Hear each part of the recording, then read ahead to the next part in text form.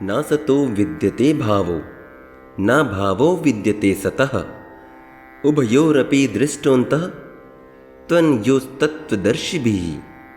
तत्वज्ञानी पुरुषों ने यह देखा है कि असत अर्थात भौतिक शरीर का कोई चिर स्थायित्व नहीं है, किंतु सत अर्थात आत्मा अपरिवर्तित है।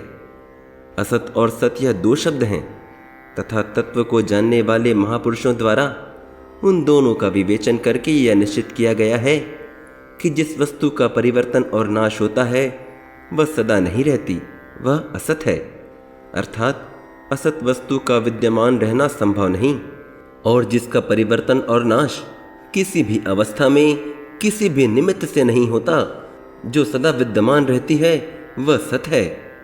अर्थात सत का कभी अभाव होता ही नहीं। यही तत्वदर्शी पुरुषों द्वारा उन दोनों का तत्व देखा गया है। मित्रों, आधुनिक विज्ञान ने भी यह स्वीकार किया है कि विभिन्न कोशिकाओं के क्रिया प्रतिक्रिया के कारण शरीर प्रति क्षण बदलता रहता है।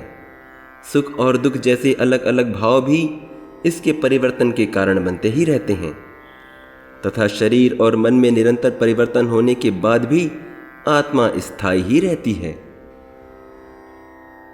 अविनाशी तु तद्विद्धि येन सर्वमिदं ततं विनाशमव्ययस्यास्य न कश्चित् कर्तुमर्हति। सत तत्व के लिए कहा गया है कि उसका अभाव नहीं है, वह सर्वत्र है। वह तत्व क्या है, इस जिज्ञासा पर श्री कृष्ण कहते हैं, जो नाश रहित है, जो सारे जगत में व्याप्त है, उसे ही तू अविनाशी जान। उस अविनाशी तत्व आत्मा को विनाश करने में कोई समर्थ नहीं है। सत तत्व को समझना आसान नहीं है, फिर भी इसे समझने के लिए हम एक उदाहरण लेते हैं अनंत आकाश का। आकाश मतलब रिक्त स्थान या खाली जगह जहां कुछ भी नहीं।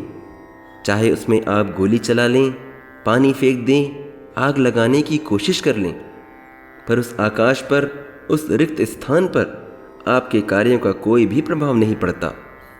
इसी प्रकार आप शरीर का कुछ भी कर सकते हैं, परंतु आत्मा का कुछ भी नहीं कर सकते।